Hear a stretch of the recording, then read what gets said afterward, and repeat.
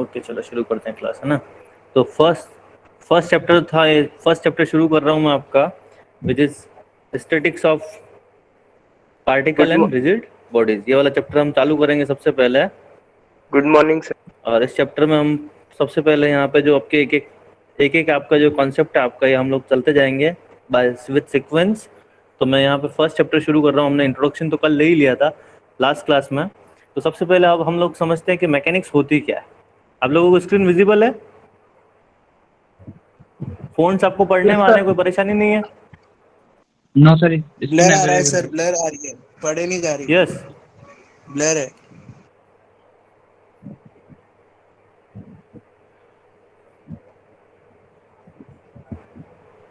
अभी आपको फोन्स आ रहे हैं ना पढ़ने में? यस सर अब आ रहे हैं सर, पहले नहीं आ रहे थे। ओके पहले नहीं आ रहे थे ना? हाँ यार, मैं वही सोचूं तुम लोग कोई रेस्पॉन्स ही नहीं दे रहे हो, क्या बात है। सर ठीक है चलो, बट कल वाली लोग है ना सर, लास्ट क्लास वाली लोग है सर? Yes sir. ठीक है गुड, है ना। तो हम लोगों ने क्या है, हम लोगों ने लास्ट क्लास में स्कोप क्या है सब्जेक्ट का, क्या ऑब्जेक्टिव रहेगा हमारा, क्या क्या पढ़ना होगा, कैसे पढ़ना होगा, वो हमने थोड़ा थोड़ा डिस्क्रिप्शन दिया। अब मैं जो आपका सेकंड चैप्टर है विच इज रिजिड बॉडीज से जो शुरू हो रहा है आपका, मैंने अभी सिलेबस में दिखाया था आपको मैंने, ये वाला है ना, ये statics of particles and rigid bodies. तो इसमें आपको ये जो सारे टॉपिक्स है, ये चैप्टर बहुत इंपॉर्टेंट रहेगा आपके आगे पूरी इंजीनियरिंग मैकेनिक्स के लिए और आगे आने वाले सब्जेक्ट्स के लिए। तो मैं शुरुआत करता हूँ इस चैप्टर के साथ। तो इसमें देखो, सबसे पहले हम लोग जानते हैं कि मैकेनिक्स होता क्या है ना। सबसे पहले मैकेनिक्स होता क्या है, तो अगर बाय डेफिनेशन की बात करें, क्योंकि आप लोग सब डेफिनेशन पढ़ने में बिलीव करते हो, आप लोग समझना भी है और डेफिनेशन भी आपको पता होना चाहिए। डेफिनेशन आपको एक वेल अंडरस्टैंड करने वाले वे में पता हो आपको, कैसे आपको ये चीज़ें समझनी है। तो मैकेनिक्स क्या होती है? It is the physical science which is concern with the behaviour of bodies that are acted upon by the forces। कोई परेशानी यहाँ तक? सर चैप्टर का नाम क्या था सर? चैप्टर का नाम लिखो, लिखना चाहोगे चैप्टर का नाम? Yes sir. यस है ना, आप लोग लिखते रहो मेरे साथ, है ना, आप कॉपी लेके रखो। Chapter 1 is statics of particles and rigid bodies. Statics of particle and rigid bodies.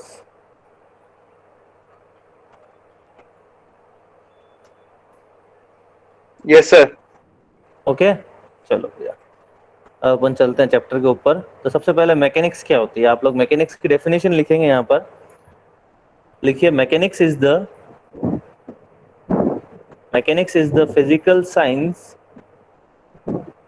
concerned with the behavior of bodies that are acted upon by forces।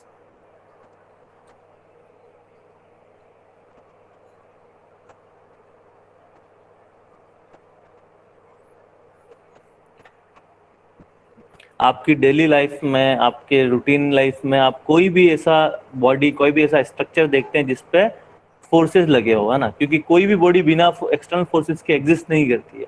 Even हम लोगों के ऊपर कोई फोर्स नहीं लगा तो एक ग्रेविटेशनल फोर्स डाउनवर्ड साइड में तो लगा ही लगा। तो हर एक बॉडी कभी भी आपकी विदाउट फोर्स एग्जिस्ट नहीं करेगी। तो कोई भी बॉडी, उस पर फोर्सेस लगे हुए हैं और उसको आपको पढ़ना है, उसको बिहेवियर को समझना है, तो इट इज योर मैकेनिक्स।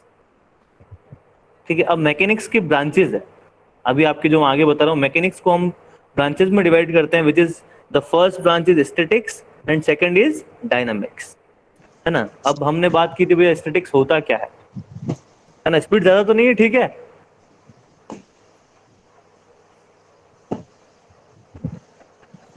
तो स्टैटिक्स क्या होता है, अगर बॉडीज को आप जिस बॉडी पे एक्सटर्नल फोर्सेस लगे उसकी स्टडी कर रहे हैं, वो एक स्टिल कंडीशन में रुकी हुई है ना, तो देन इट इज स्टैटिक्स। और अगर वो मूविंग कंडीशन में है देन इट इज डायनामिक्स। आप अगर किसी एरोप्लेन पे आपको स्टडी करना है मैकेनिक्स का, है ना, चलती हुई ट्रेन का स्टडी करना है, उसके बिहेवियर का स्टडी करना है मैकेनिक्स ब्रांच में, then it will be covered under dynamics. आपको आपके टेबल पे पीसी रखा है, आपने अपना फोन रखा है टेबल के ऊपर, स्टेशनरी कंडीशन में पड़ा हुआ है ना, इन सब का स्टडी करना है, it will be covered under statics. Is it clear? Yes or no? Yes sir. है ना, देखो एग्जांपल्स के साथ पढ़ते चलना चाहिए ताकि चीजें समझ में आती रहे, याद होता रहे। तो स्टैटिक्स क्या है? जो बॉडीज स्टेशनरी कंडीशन में है, और एक्सटर्नल फोर्सेस से सब्जेक्टेड है, उनको स्टडी करना है, देन इट इज स्टैटिक्स। जो मूविंग कंडीशन में है, जो मोशन में है, उनको स्टडी करना है, देन इट इज डायनामिक्स। अब अगेन डायनामिक्स जो है ना, इस डायनामिक्स को अगेन हम दो पार्ट्स में डिवाइड कर सकते हैं, दो सब पार्ट्स में डिवाइड कर सकते हैं। First one is kinematics and second is kinetics. आप लोगों ने पढ़ी होगी ना ये तो फिजिक्स में, है ना। देखो इन दोनों में क्या डिफरेंस है, डिफरेंस क्या है वो, डिफरेंस क्या है वो समझना जरूरी है ना। तो डिफरेंस क्या है, देखो ज्यादा डिफरेंस नहीं है, डिफरेंस बॉडी आपकी मूविंग कंडीशन में ही होगी, लेकिन आप जब काइनेमेटिक्स पढ़ेंगे, क्या बात कर रहा हूँ, जब काइनेमेटिक्स पढ़ेंगे तो काइनेमेटिक्स में आप अगर उन एक्सटर्नल फोर्सेस को कंसिडर नहीं करते हैं जिससे मोशन हो रहा है, देन इट इज काइनेमेटिक्स। और आप उन एक्सटर्नल फोर्सेस को भी कंसिडर कर रहे हैं जिस वजह से मोशन हो रहा है, देन इट इज काइनेटिक्स। आपका एरोप्लेन आपका हवा में उड़ रहा है, आप उसकी सिर्फ उसके मोशन की स्टडी कर रहे हो विदाउट द कॉजिंग फोर्सेस, उसको आगे कौन लेके जा रहा है, उस फोर्सेस को छोड़ दिया, आपने सिर्फ मोशन की स्टडी कर रहे हो, देन इट इज काइनेमेटिक्स, है ना। Then it is kinematics. आपका जो प्रोजेक्टाइल मोशन नाम सुना है आपने? यस सर, सुना है ना, है ना। आप क्या करते हैं ऐसा, देखो प्रोजेक्टाइल मोशन कुछ ऐसा, आप ये पढ़ते हैं कुछ ऊपर कि यहाँ से कोई बॉल यहाँ से ऊपर फेंकते हैं तो ये वापस घूम के यहाँ आके गिरती है। तो इसमें हमने क्या है कि जो फोर्स इस पे जो एक्ट कर रहा था, उस फोर्स के बारे में कभी हमने कोई फॉर्मूला नहीं पढ़ा। हम लोग सिर्फ एंगुलर मोमेंटम और एंगुलर एक्सीलरेशन इन्हीं में डील करते हैं, इसमें सारा सब कुछ, है ना। रेंज भी निकाली हमने, तो फोर्स का कहीं डिस्क्रिप्शन नहीं दिया अपन ने, तो सिर्फ हमने क्या रेंज देखी है, मैक्सिमम हाइट देखी, इसका क्या स्लोप रहता है, इसका क्या पाथ रहता है, इस पाथ के बारे में डिस्कस किया, तो फोर्स के बारे में डिस्कस नहीं किया। तो प्रोजेक्टाइल मोशन वाला जो चैप्टर है वो आपका कवर होता है काइनेमेटिक्स में, है ना। और अगर आपको फोर्सेस का भी कंसिडर करना होगा, जो जिन फोर्सेस से आपका किसी बॉडी का मूवमेंट हो रहा है, किसी बॉडी जो मोशन में आई है, उनको भी कंसिडर करना है, then it is kinetics. Difference is clear?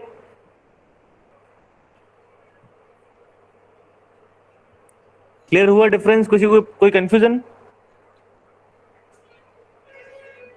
Good, नहीं ना, किसी को कोई कंफ्यूजन नहीं है, चलो आगे चलते हैं।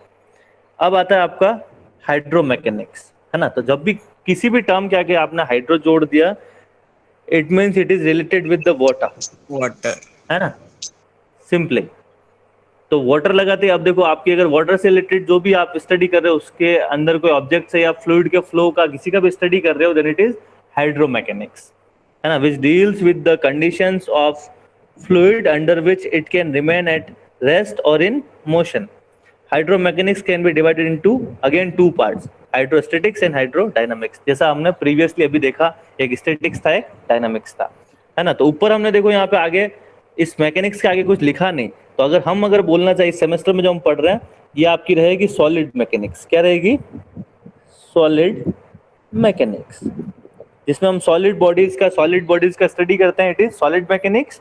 और जिसमें हम वाटर से रिलेटेड बॉडीज का स्टडी करते हैं, इट इज हाइड्रोमैकेनिक्स। इसको आप बोलते हैं फ्लूइड मैकेनिक्स भी बोल सकते हो, आपके एक सब्जेक्ट है ना फ्लूइड मैकेनिक्स, है ना, तो इसको आप फ्लूइड मैकेनिक्स भी बोल सकते हैं, ठीक है। उसमें अगेन आपके उस फ्लूइड मैकेनिक्स में पार्ट्स आएंगे, है ना, टोटल चैप्टर्स डिवाइडेड होंगे। हाइड्रोस्टैटिक्स, जिसमें आप क्या करेंगे, फ्लूइड एट रेस्ट कंडीशन में हो, आपके ग्लास के अंदर पानी भरा हुआ है ना, ये आपका अगर ग्लास बनाते हैं, इस ग्लास के अंदर आपका पानी भरा हुआ है, तो इसमें हम किसी भी एक पॉइंट पर अगर कोई स्टडी करते हैं, जो रुका हुआ स्टिल वाटर है ना, वो आप हाइड्रोस्टैटिक्स में करते हो, है ना। हाइड्रोडायनामिक्स में आप किसी पाइप में वाटर फ्लो हो रहा है, आप जिस शॉवर में बात लेते हो उस पाइप में वाटर फ्लो हो रहा है ना, तो वो चीजें हाइड्रोडायनामिक्स में आती है। अगर आपने उसमें जो फोर्स उसको कंसिडर कर, जो फोर्स उसको आगे मूव कर रहा है, वो फोर्स भी अगर कंसिडर करते हो, then it will be kinematics और kinetics, then it will be kinetics, fluid kinetics, है ना। तो इस तरीके से हम लोग पढ़ेंगे। तो ये आपको बेसिक जो ब्रांचेस का डिवीजन है, what is mechanics, what is statics, what is dynamics, ये आपको रेयर चांस में पूछा जाएगा, लेकिन आपको पता हो, आपका जो फाउंडेशन है, आपका जो बेस है आपका, वो यहीं से शुरू होता है। तो इज इट क्लियर?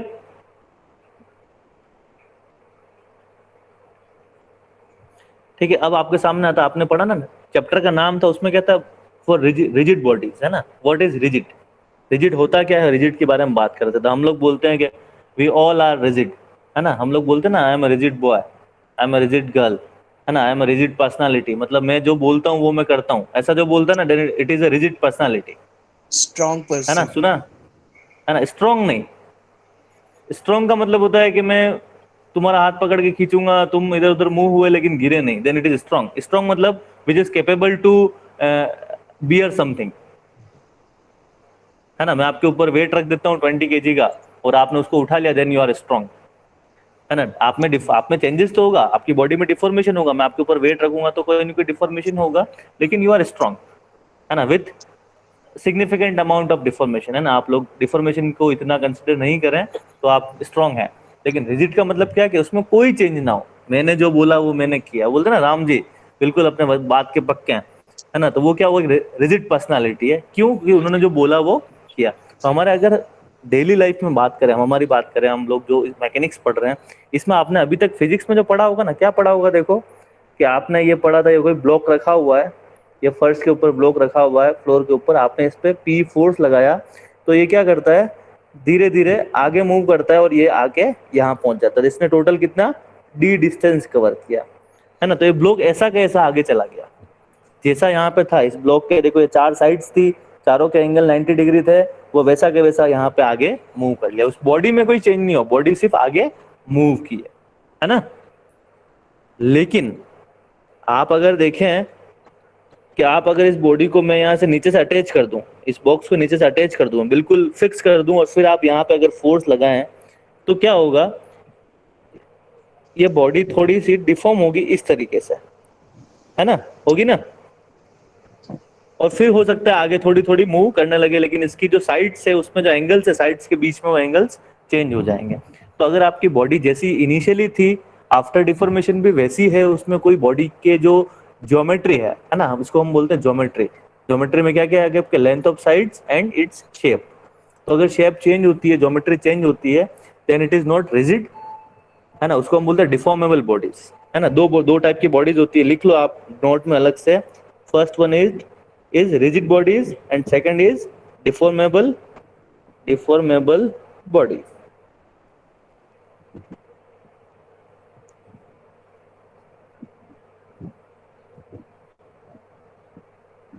ठीक है, एक तो आपकी रिजिड, दूसरी डिफॉर्मेबल। तो रिजिड बॉडी कौन सी हो गई, which retain its shape and size even if the external forces are applied, ये लिखा है ना, body said to be rigid if it's retain its size and shape even if the external forces are applied on it, it is called a rigid body। और फिर अपन दूसरा deformable की बात करें तो बोल देते हैं a body is said to be deformable if it do not retain or it changes its shape and size after the external force are applied, it is called a deformable body। ठीक है, तो इन दोनों में difference आपको clear हो। तो अभी हम जो मैकेनिक्स में यहाँ पढ़ेंगे, हम लोग रिजिड बॉडीज के बारे में पढ़ेंगे, डिफॉर्मेबल के बारे में फिलहाल नहीं पढ़ेंगे, है ना। डिफॉर्मेबल आपके जो आगे के जो सेमेस्टर्स आएंगे उसमें आपको रिजिड से डिफॉर्मेशन में मूव करना है। ठीक, क्लियर है? Yes, sir. ओके गुड, यहाँ तक लिख लिया ना, कोई परेशानी नहीं। अब देखो बेसिक कुछ टर्म्स है जो मैकेनिक्स में हम लोग यूज करेंगे, आप लोग भी अभी तक यूज करते हुए आए हो, है ना। मास क्या होता है, लेंथ क्या होती है, टाइम क्या होती है ना, इन सब के बारे में आप लोग पढ़ते आए, यूज करते आए फिजिक्स में। लेकिन एक बार फिर से मैं थोड़ा फोकस कर लेता हूँ कि व्हाट इज अ मास, है ना। तो मास क्या होता है, आप जानते हैं ना मास क्या होता है, it is simply a quantity of matter, है ना। क्या है सिंपली, मास क्या है, क्वांटिटी है, जिस मैटर का आप स्टडी कर रहे हो वो, उसको हम लोग मास बोलते हैं। और मास किसी बॉडी का कभी भी चेंज नहीं होता है, mass is a constant parameter, है ना। हम लोग जो बोलते हैं ना वेट, हम लोग मेजर करते हैं वेट, हम लोग अपना वेट बताते हैं, हम लोग कोई ग्रोसरी खरीद के लाते हैं, कोई सामान खरीद के लाते हैं, कोई फूड खरीद के लाते हैं, तो वेट करके लाते हैं। तो वेट तो with the variation of gravity change होता है। आप लोगों ने पढ़ा होगा ना, W = mg, पढ़ा है आपने? हाँ सर, पढ़ा है ना। तो यहाँ पे m जो है ये मास है आपका, और ये ग्रेविटेशनल एक्सीलरेशन के साथ साथ चेंज होता है, तो ये वेट में हम लोग वेरिएशन देख सकते हैं, लेकिन मास जो है आपका वो क्या है, क्वांटिटी ऑफ मैटर है, वो कांस्टेंट रहता है। ठीक है, गुड। अगर आप मास मेजर करना चाहते हैं तो क्या करो आप, ग्रेविटी को जीरो कर दो। अगर आपने ग्रेविटी को जीरो कर दिया तो आप वहां पे क्या करते हैं, उसका एक्चुअल मास मेजर कर सकते हैं, otherwise you can not measure the mass. ठीक है, अब बात करते हैं लेंथ की। तो लेंथ क्या, लीनियर डिस्टेंसेस को मेजर करने का एक कॉन्सेप्ट है। Length is the concept to measure linear distances. आपको पता, डिस्क्राइब करने की जरूरत नहीं है।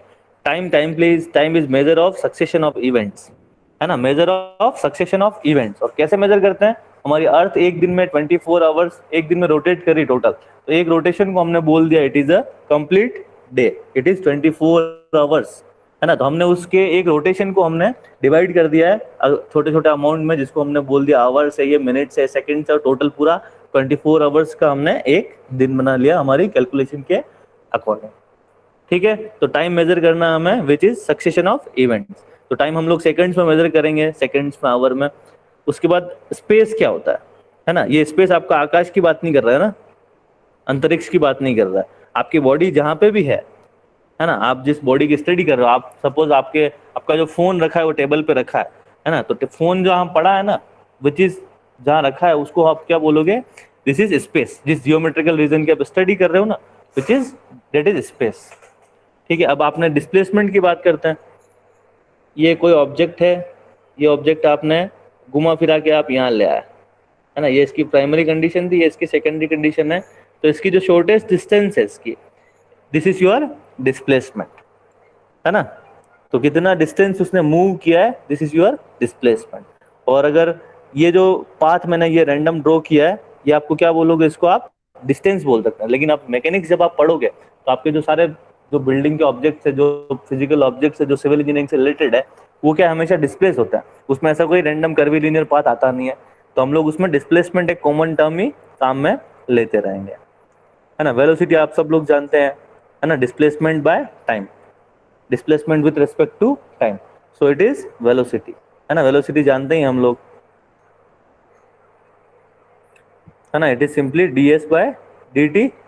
और एंड देन एक्सेलरेशन आप लोगों को पता है, velocity change per unit time, ये सब आप लोग फिजिक्स में पढ़ के आए, मैं आपको करवा रहा हूँ।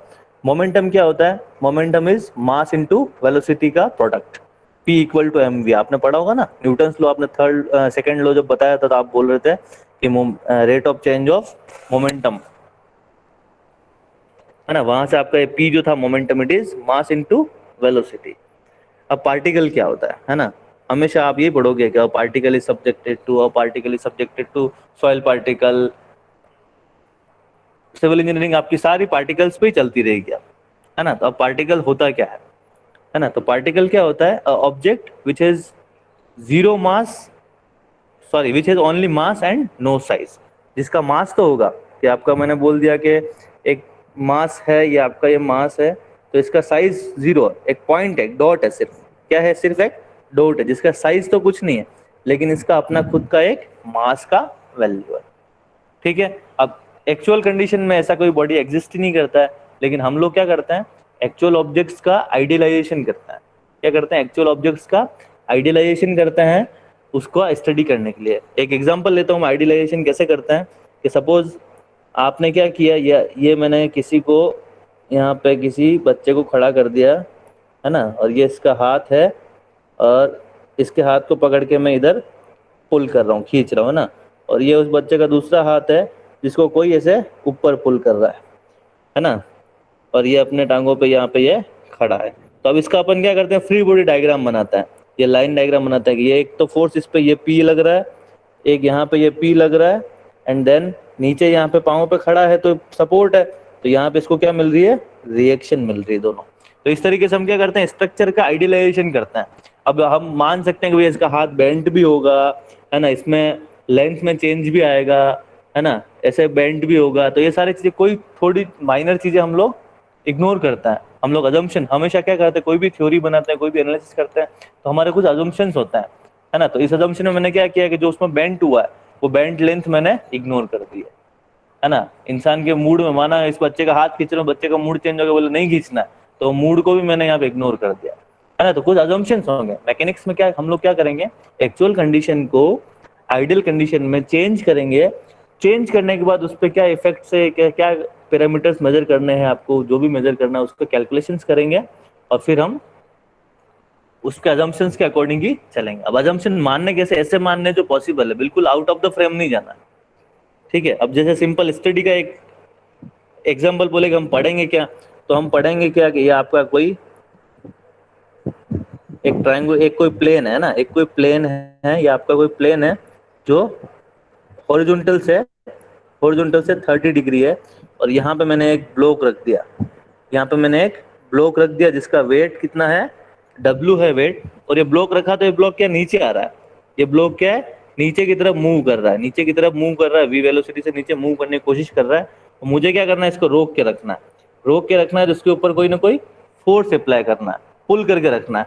तो ये पुल कितना रिक्वायर्ड है वो मुझे फाइंड करना है। तो इस तरीके के कुछ एग्जांपल्स आएंगे जो आप इंजीनियरिंग मैकेनिक्स में कैलकुलेशन करेंगे। तो यहाँ पे इस P का कैलकुलेशन आपका क्या हो जाता है, मैकेनिक्स का एप्लीकेशन, ठीक है। तो यहाँ देखो लिखा है, when we deal with problems involving distances considerably larger compared to the size of the body mass, the body may be treated as particles, ठीक है। जहाँ पे यूज होगा वहाँ मैं एक बार तो मैं दिखा, इसका यूज बता दूंगा मैं। अब मैकेनिक्स की क्या क्या बेसिक फंडामेंटल लॉज है, वो लॉज क्या क्या है उस पर बात करेंगे हम लोग। तो first is Newton's first law, second is Newton second law, third one is third law Newton's third law, fourth one is Newton's law of gravitation which is simply the second law, है ना। जो आपका दूसरा law है इसी का क्या है वो आपका, सॉरी दूसरा जो लॉ है आपका, जो आपका दूसरा लॉ है यहाँ पे, इसी का वो क्या है आपका एक्सटेंशन है, उसी में आप क्या कर रहे हैं ग्रेविटेशनल एक्सेलरेशन। ये तो आपका बन जाता है F equal to m a, इसी लॉ को इसने बना के क्या कर दिया, it is F equal to m g या फिर W equal to m g कर लेता है, ठीक है। अब एक एक लॉ को पढ़ लेते हैं हम लोग। और ये आपका जो 5th और 6th पे लिखा मैंने, law of transmissibility of forces और पैरेललोग्राम लॉ ऑफ फोर्सेज, ये मैं आगे के लेक्चर्स में कवर करूंगा आज। पहले फिलहाल ऊपर वाले जो 5 टोटल 4 है उनको कवर करता हूं मैं, है ना। तो फर्स्ट आपका न्यूटन्स फर्स्ट लॉ क्या है, लिखते जाना, इंपॉर्टेंट क्वेश्चन है, न्यूटन्स लॉ एग्जाम में पूछेगा। लिख रहे हो तुम लोग? Yes sir, yes sir, yes sir. Speed ज्यादा तो नहीं मेरी, जहां पे आपको लगे सर आपकी स्पीड ज्यादा हो रही है रोक लेना। नहीं सर, वैसे नोट्स दोगे ना सर आप? हाँ मैं नोट्स तो आपको दूंगा ना, बिल्कुल, हाँ तो बस, है ना। तो जो देखो थ्योरेटिकल पोर्शन है वो आप क्या है कि नोट से देख लेना, न्यूमेरिकल जब मैं करवाऊँ ना तब मेरे साथ साथ कर लेना, है ना, ताकि कि न्यूमेरिकल जब तक हम कॉपी में सोल्व नहीं करते तब तक आपका दिमाग नहीं चलेगा, ठीक। Okay okay okay Mahesh Sharma, okay okay sir, अभी हम समझ लेते हैं, है ना। देखो समझना, याद करना, एग्जाम में लिखना और दिमाग में उसको कैप्चर करके रखना, it is yes responsibility of yours, है ना। आपको जैसे आप कंफर्टेबल है वैसे आप रख सकते हैं, ओके, है ना। मुझे तो ये पता है आप लोगों को ये कॉन्सेप्ट होल्ड करके रखना है, नहीं होल्ड करोगे तो आगे परेशानी आएगी, ठीक है। तो न्यूटन्स फर्स्ट लॉ है क्या, ये आप लोगों ने बता ही दिया था, it is simply inertia law, कि जो जैसा है वो वैसा रहना चाहता है, मूविंग है तो मूविंग कंडीशन में रहेगा, स्टेशनरी है तो स्टेशनरी रहेगा अंडर द अप्लाइड फोर्सेस, है ना। तो इसको हम पढ़ ही चुके, इसको वापस में पढ़ाऊंगा नहीं आपको। फिर आपका जो सेकंड लॉ था आपका वो क्या था आपका, आपने बताया था कि the rate of change of momentum of a body is directly proportional to the external force and is takes place in the direction of force acting on it, है ना। ये लाइन ऐड करना भूलना मत। ये हम लोग क्या करते हैं, हम लोग जब पढ़ते हैं तो ये लास्ट वाली ये जो लाइन है, ये जो मैं रेड कर रहा हूँ, ये हम लोग लिखते ही नहीं है ना। तो उसका मतलब क्या हुआ, जिस डायरेक्शन में फोर्स लग रहा है, सपोज बॉडी और स्पेस डायरेक्शन में फोर्स लग रहा है आपका F, तो इसका जो मोमेंट होगा, इसका जो डिस्टेंस ट्रैवल करेगा वो भी इसी डायरेक्शन में ही ट्रैवल करेगा, है ना। डायरेक्शन उसका वही रहेगा जिस डायरेक्शन में फोर्स है। तो ये मेंशन करना मस्ट है, इसको मेंशन करना जरूरी है। अब देखो इस लॉ के अकॉर्डिंग इसने क्या बोला, force is equal to rate of change of momentum, है ना, rate of change of momentum. But momentum we know P equal to mass into velocity, mass into velocity, but we know mass do not change, है ना। मैंने बताया था ना मास कभी change नहीं होता है, सो मास चेंज नहीं होता है, सो दिस फोर्स, ये वाली इक्वेशन आपकी क्या हो जाएगी, force equal to mass into change of velocity, है ना, mass into change of velocity. अब change of velocity with time is acceleration, rate of change of velocity with time is acceleration, so it will become mass into acceleration. So ultimately आपने Newton second law क्या आपका आ गया, F equal to M है. देखो again repeat कर रहा हूँ, rule आपका न्यूटन्स लॉ क्या बोलता है कि the rate of change of momentum of a body is directly proportional to the external force और impressed force in the direction of force. ठीक है, ये तो आपका न्यूटन्स लॉ हुआ. और न्यूटन्स लॉ को हमने सॉल्व करके हमने क्या डिराइव किया, which is F equal to m. ठीक है ना. तो आपको कोई बोले न्यूटन सेकंड लॉ बोलो तो उसको ये नहीं बोलना F इक्वल टू एम में नहीं बोलना है, उसको क्या बोलना है, F equal to d p by d t, है ना. फोर्स चेंज ऑफ मोमेंटम ही था ना, rate of change of momentum. So F equal to d p by d t. Yes sir आप सर सेकंड लॉ को sir example through समझा सकते हो सर? क्या बोल रहे हो, वापस बोलो. जो सेकंड लॉ है इसको सर आप एग्जाम्पल के थ्रू समझा सकते हो, जैसे थर्ड लॉ होता है. यस, एग्जाम्पल के थ्रू समझा सकता हूँ कैसा, बिल्कुल बिल्कुल समझा हाँ सकते हैं यार, सर एग्जाम्पल के थ्रू समझा था सर एक है बार. ना. ये इसको F equal to d p by d t को समझा जाए या फिर F equal to m a को समझा जाए. सर ये लॉ को समझा दो सर पूरा एक बार लॉ को समझा दूं ना एग्जाम्पल मैं, के थ्रू. एग्जाम्पल के थ्रू समझा देता हूँ आपको, है ना. देखो मोमेंटम आप लोग जानते हैं क्या होता है, कौन डिफाइन Yes, करेगा sir. What is momentum. ऐसे ही जनरल flow है, एक आपको तरह पता से. है. तो फ्लो नहीं होता momentum, not Sir, it is not a flow. आप लोगों ने फिजिक्स में पढ़ा होगा ना मोमेंटम, यस सर पढ़ा है. है ना. लगभग आइडिया थोड़ा बहुत जितना याद हो. सर भूल सर गए जैसे सर. अगर बाइक बाइक स्पीड में चल रही हो, अगर हाँ. हम अचानक से ब्रेक मारते हैं, पर जो उसका मूवमेंट इनर्शिया होता है वो आगे उसको लेके जाता है, फ्लो करवाता है. है ना. मतलब मोमेंटम में हम लोग क्या स्टडी करते हैं, चेंज इन वेलोसिटी या change in acceleration for instantaneous time, है ना, शॉर्ट टाइम के लिए, है ना. आप जब आपके बुलेट से आप गन से जब फायर करते हो, है ना, तो उस पे जो फोर्स उस टाइम लगता है. उस इंस्टेंस पे जो फोर्सेज आए हैं, है ना, वो कवर्ड करते हैं हम लोग मोमेंटम के अंदर. इसीलिए बोलो ना P इक्वल टू एम है. ये P क्या था आपका, मोमेंटम. जब आपने गन से फायर किया तो उस पर मोमेंटम आया, which is mass into acceleration. Mass तो उस बुलेट का वेट, है ना, और A इज एक्सीलरेशन, उसका उसका जो, क्योंकि गोली आपकी जो निकलेगी पहले उसकी वेलोसिटी 0 है, फिर उसकी वेलोसिटी एकदम से बढ़ेगी, है ना. तो वो कितना बढ़ेगी उसके हिसाब से उस P का कैलकुलेशन है. अब ये P जो है ना, इस P में टाइम की, जैसे जैसे अब ये जो बुलेट मैंने फायर किए, वो फायर की और टाइम के साथ उसकी वेलोसिटी वापस से कम होगी, है ना. P का वेरिएशन होगा, जो P बताया ना मैंने मोमेंटम, इस P का वेरिएशन होगा. तो इस P का टाइम के साथ variation, this is your force. कितना फोर्स से मैं उस बुलेट को आगे प्रेशर करूं, मुझे बुलेट जब आगे भेजना उसको फोर्स लगाना होगा ना, P लगाना होगा, सडन इम्पैक्ट. तो इम्पैक्ट कितना लगाऊं, वो क्या होगा, change of momentum with time, है ना. और ये जो आपका एप्लीकेशन है लास्ट आपका F इक्वल टू एम है, ये आप सिंपली आप W equal to m g से समझ सकते हो, जिसमें आपका कोई ब्लॉक मैंने ऊपर से नीचे गिराया, इसको फ्री छोड़ दिया, ये नीचे गिराया, है ना. तो इसका नीचे गिरने का जो रेट है ना, एक्सीलरेशन का, वेलोसिटी इंक्रीज का ड्यू टू ग्रेविटी, उसको जी हम मेजर कर लेते हैं. जी का हमें वैल्यूज मिल जाता है जनरली कि आपका जहाँ पे आप रह रहे हैं, जहाँ पे आपका स्ट्रक्चर बन रहा है, वहाँ पे जी का वैल्यू कितना. जनरली हम लोग 9.8 के रिलेटेड लेके चलते हैं लगभग, और 9.81 भी ले लेते हैं हम लोग कभी कभार, और कभी 10 भी ले लेते हैं, है ना. अप्रोक्सीमेट कैलकुलेशन के लिए 10 ले लेते हैं. तो रेंज आपको ध्यान रहे, इट इज 9.81. और जी आपका क्या, एक्सीलरेशन. तो एक्सीलरेशन का यूनिट क्या हो जाता है, कोई बताएगा यूनिट क्या हो जाता है एक्सीलरेशन का यूनिट? मीटर पर सेकेंड. मीटर पर मीटर पर सेकंड नहीं बेटा, मीटर पर सेकंड स्क्वायर, है ना, क्योंकि वेलोसिटी बाय टाइम होता है, वेलोसिटी मीटर पर सेकंड, एंड अगेन टाइम से डिवाइड कर रहे हो तो इट विल बी मीटर पर सेकंड स्क्वायर. ठीक है. तो ये Yes, आपका sir. 9.81 मीटर पर सेकंड स्क्वायर है. तो ये आप नीचे, अब यहाँ पे आपने इसको फ्लोर पे रख दिया. अब आपके इसका वेट का रिएक्शंस वगैरह कैलकुलेट करोगे, वेट कितना है, तो मास आपके पास अवेलेबल है तो वेट निकाल लोगे, और वेट अवेलेबल है तो मास निकाल लोगे यूजिंग द जी, है ना. तो यहाँ पे अभी देखो जस्ट आपके थोड़े टाइम में न्यूमेरिकल आने वाला है, उस न्यूमेरिकल में हम इन चीजों को यूज करेंगे, तो वहां आपको चीजें बेटर क्लियर होती जाएगी. ठीक है. थर्ड लॉ आपका आता है Newton's third law which is action reaction law, है ना। और वो क्या होगी, एक दूसरे से अपोजिट डायरेक्शन में होगी। तो कोई भी बॉडी, देखो एक्शन रिएक्शन लॉ का मतलब क्या हुआ कि कोई भी बॉडी है, सपोज ए आपकी कोई बॉडी है ना, यहाँ पे देखो इस डायग्राम में देखो ए बॉडी है, ए बॉडी अब किसी में मुझे आप पे सपोज फोर्स लगाना है ना, मैंने सामने किसी लड़के को खड़ा कर दिया, उसको फोर्स लगाना है, तो मुझे मेरी जरूरत तो पड़ेगी ना। तो एक बॉडी पे फोर्स लगाने के लिए दूसरी बॉडी की जरूरत है। एक बॉडी अकेली कभी उस पर आप चाहोगे फोर्स लगा ले, कैसे लगाएंगे, बिना किसी एजेंसी के, बिना किसी फिजिकल बॉडी के किसी के ऊपर फोर्स लगाना पॉसिबल नहीं है। तो हमेशा फोर्सेज जो लगेंगे वो दो से ज्यादा बॉडीज में हो गए, तो दो बॉडी हो एटलीस्ट, या फिर दो से ज्यादा हो, है ना।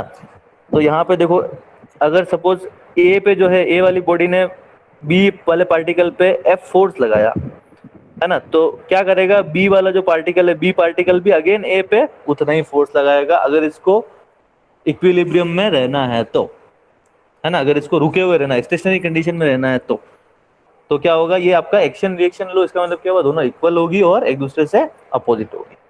क्लियर। तो ये पूछा जाता है एग्जाम में, न्यूटन्स लॉ बहुत इंपॉर्टेंट है ना।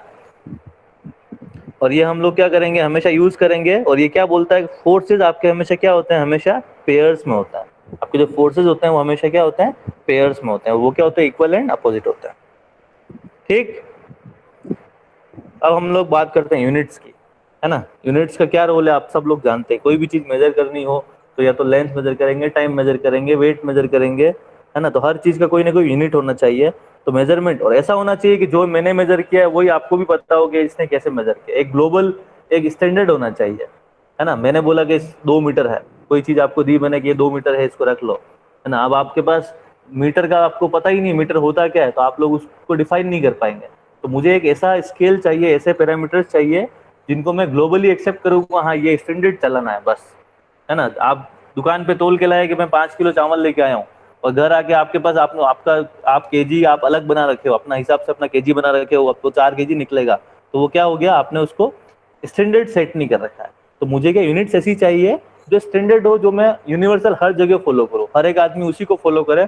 तो क्या हम लोग मैकेनिक्स को बेटर वे में, क्योंकि उसमें सारे पैरामीटर्स आएंगे, वेट, किसी हर बॉडी का कोई ना कोई वेट होता है, हर बॉडी की कोई ना कोई लेंथ होती है ना। हर बॉडी किसी न किसी पर्टिकुलर टाइम फ्रेम में मूव करती है। तो हमें कुछ स्टैंडर्ड बनाने होंगे यूनिट्स में, है ना। तो यूनिट्स के स्टैंडर्ड कैसे बनाए, तो बनाने के लिए हमारे पास 3 सिस्टम है टोटल। देखो यहाँ पे, एक तो आपका FPS system, second one is MKS system, and third one is CGS system. आप लोग पढ़ के आए, देखो 2 तो आप पढ़ के आए हो, सीजीएस एमकेएस पढ़ के आए हो ना आप लोग। Yes sir. है ना। पर ज्यादा यूज नहीं यहाँ पे, हम लोग तो सिर्फ ऐसा ही यूज करेंगे। हमारी जो मैकेनिक्स आगे की पूरी इंजीनियरिंग जो है वो किसमें चलेगी, एसआई यूनिट्स में, है ना। सिस्टम इंटरनेशनल यूनिट्स, इसी में चलेगी आपकी। और इससे पहले आप लोग इनको भी क्लियर कर लो कि एमकेएस यूनिट होता क्या है, सीजीएस यूनिट होता क्या है। तो आपके अगर सारे जो पैरामीटर्स है वो आपके मैं सेंटीमीटर, ग्राम और सेकंड में डिनोट करूँ, सेंटीमीटर, ग्राम और सेकंड में डिनोट करूँ, then it will be your C G S system, है ना। अब आपको बोला जाए कि आप वेलोसिटी को सीजीएस सिस्टम में लिखो, है ना। वेलोसिटी की क्या यूनिट होगी इन सीजीएस सिस्टम, बताओ क्या होगी।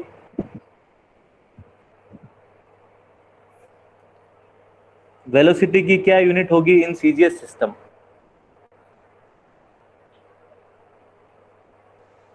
कौन बता रहा है।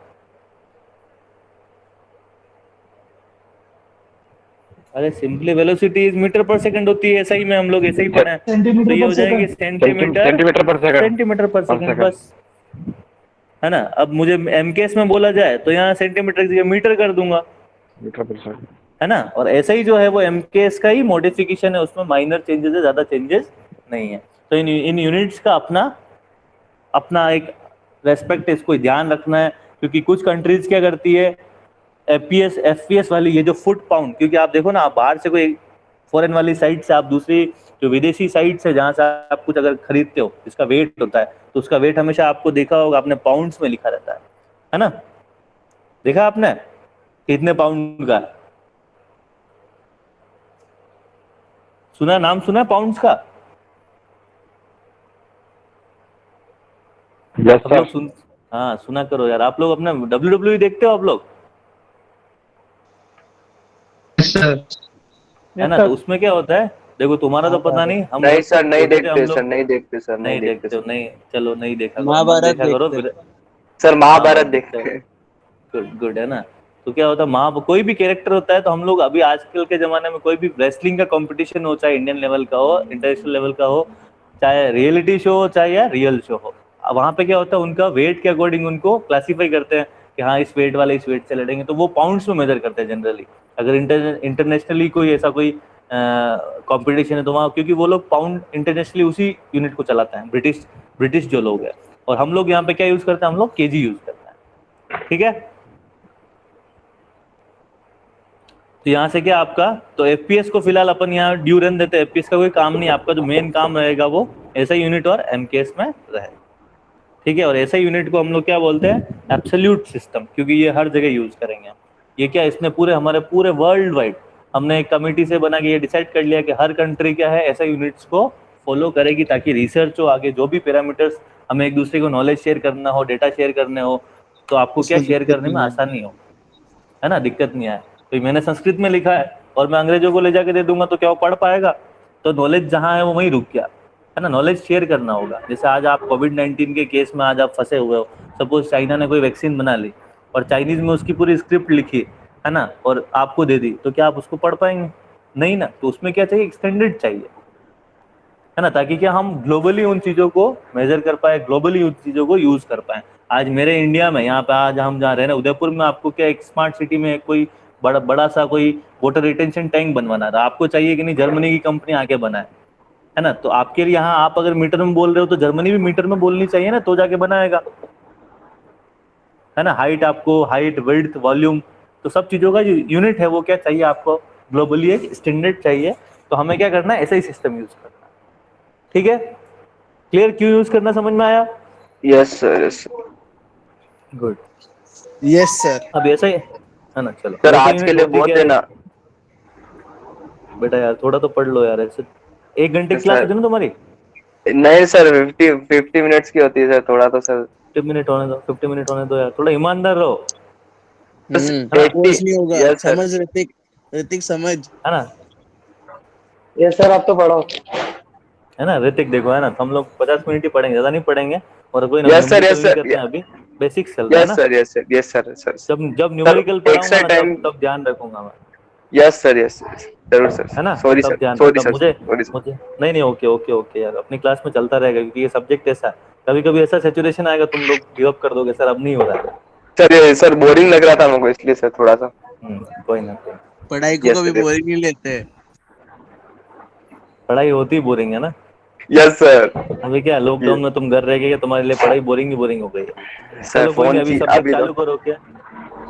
चलो अभी थोड़ा पढ़ लेते हैं, फिर अपन लास्ट में अटेंडेंस लेंगे, उसके बाद थोड़ा डिस्कशन कर लेंगे, ठीक है।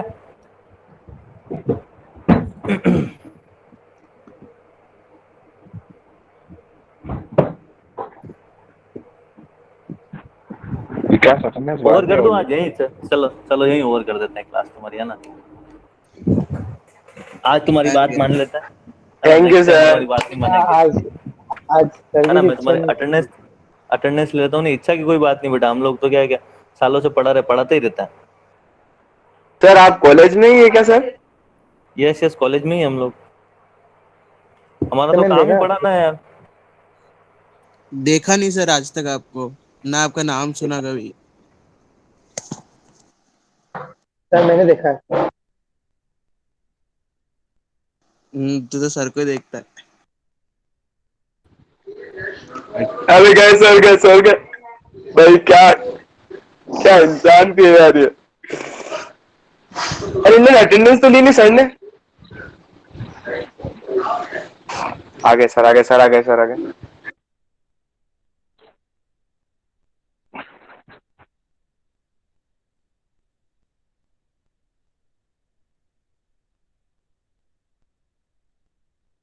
सर आवाज नहीं आ रही सर आपकी। अबे संदीप मेघवाल तो ईसी का स्टूडेंट है ना। सिविल का है। यहाँ पर क्या कर रहा है? वो लास्ट में सिविल का है। यथार्थ भारद्वाज आया था सेक्शन बी का। मेरे बोर्ड को कौन बोलता है सा है? व्हाट्सएप पे ग्रुप और बोर हो रहा हूँ तो मैं तुम्हारी क्लास में आ गया। अपन भी चल लेंगे नेक्स्ट क्लास किसी की। ऋतिक कोट जुगाड़।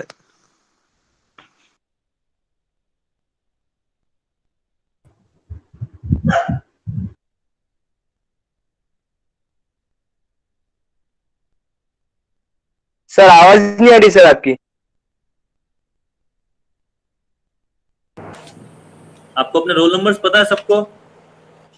Yes sir. Yes sir. Sir yes sir. Attendance ले लेता हूँ आपकी। रोल नंबर बोलते जाओ अपना एक एक करके, स्टार्टिंग से, है ना?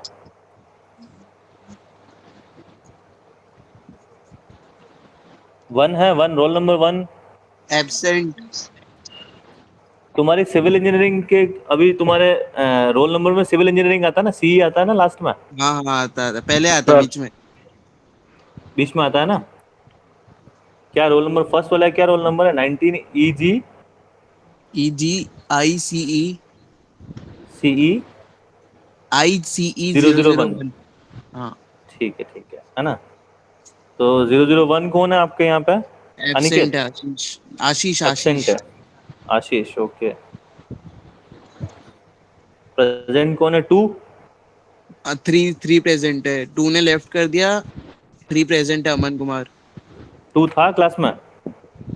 नहीं नहीं लेफ्ट कर दिया था पिछले सेम। ठीक है, ओके, लेफ्ट कर दिया। College left. College three left का कर क्या? दिया सर। सर थ्री का कॉलेज क्या नाम लेफ्ट कर बताया देना आपने? सर। ठीक है। 3 का क्या नाम था? 3 का? Aman Chopra. Aman Chopra. 4? 4 Aniket Aniket. Aniket. 5? Aniruddh Trivedi sir. Aniruddh. 6? Absent sir, absent sir. 7? 7? 7 absent sir. 8? 9? 10? Yes sir. Himanshu तो बात। कौन है? 10 आया सीधा? Yes sir. Sir sir seven sir present है सर। 7 प्रेजेंट है यस। सर। 7 प्रेजेंट है सर। चैट बॉक्स में सर आया, मैसेज आया सर। ठीक है, क्या क्या नाम है इनका? Dafiq Mohammad Khan sir, Banni Khan. Okay. 11? Present sir. 12? Hiren Chaploch. 11 11 कौन है? हिरेन चपलोच सर। 12? इसमें मना तो नहीं करता। 13? Present sir, Hrithik sir. अरे माइक बंद कर। 13? Sir present sir, Hrithik sir. 14? Absent sir. 15? Yes sir 16? Karan. 15 Karan है ना? Yes sir. करण प्रजापति, ठीक है। 16? Yes sir Kunal Kothari. कुणाल कोठारी। और 17? Yes sir. Lokendra. Hello. 18? 18? Absent sir. 19? Yes sir. Mahesh, है ना? Yes sir. 20? Absent sir. 21? Absent sir sir. Om Prakash. 21 Om Prakash है ना? Yes sir. 22? 3? Present 4? Sir. 23 present sir. क्या नाम है? पीयूष। पीयूष चावला। पीयूष जी आप आए। 24? 5? 6? 7? Present 8? Sir. 27 present sir. 27? 27 is Vikas. Yes sir. ठीक है। 28? 28 नहीं है sir. 9 30? Tawde, Yuvraj Tawde. Tawde. Present sir. Tawde गाड़ी निकाल। युवराज। 30? 31? सर खत्म सर, खत्म सर। खत्म ना? देखो तावड़े देखो, लास्ट। सुनो मेरी बात सुनो। युवराज तावड़े लास्ट है सर। गाड़ी निकल ओके, तावड़े। कौन महाशय, ऋतिक है? नहीं नहीं सर, अनिकेत सर। नहीं, जो बोलने वाले हैं वो कौन, अनिकेत है, ऋतिक है? Aniket sir, Aniket sir.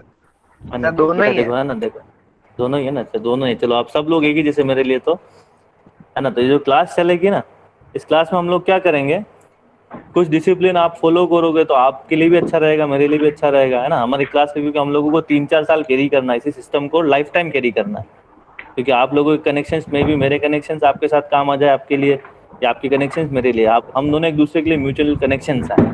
तो थोड़ा डिसिप्लिन रखें, आप स्टूडेंट हैं, स्टूडेंट जैसे रहें। आप जब ग्रेजुएट हो जाएंगे, है ना, उसके बाद आप स्टूडेंट नहीं, फिर आप हमारे इक्वल दर्जे के हो जाएंगे, फिर हम लोग, हमारे म्यूचुअल कनेक्शंस होंगे, आप जैसे बात करना चाहें यू कैन डू, ठीक है ना। तो आप लोग क्लास में क्या इधर उधर की फालतू बातें ना करें, है ना। हम जब पिकनिक जाएंगे तब खूब बातें करेंगे ऐसी। सर ठीक। पिकनिक ले जाते हैं क्या सर? सब ले जाते हैं ना, अभी कॉलेज चालू होने दो, सब ले जाएंगे। अभी तो सिविल Yes. डिपार्टमेंट से तुम्हारा पहला इंटरेक्शन है ना, तो फर्स्ट ईयर में जो Yes, sir. था तुम्हारा वहीं छोड़ा हुआ। डिपार्टमेंट में आके तुम्हारा बिहेवियर थोड़ा डिसिप्लिन में रहो, यस सर। ठीक है। Yes sir. चलो ठीक है, गुड। Thank you sir. अबे कई इंसान था, ये अनिकेत बोल के बाहर भाग गया। तो निकले, सबसे पहले वही निकला भैया बाहर। वही तो बोल के वो गायब हो गया। हाँ तो गाड़ी निकाल। गायब से तो वजह सर कुछ चाहिए, सर ने कुछ चाहिए पर दादी क्लास खत्म हो गई, अब माइक ऑन कर सकता है आफिक? तो मालूम नहीं होगी। अरे फोन चालू को छोड़ के गया होगा इधर उधर। हाँ बस इसे लग रहा है मेरे को भी, पापा का फोन आता।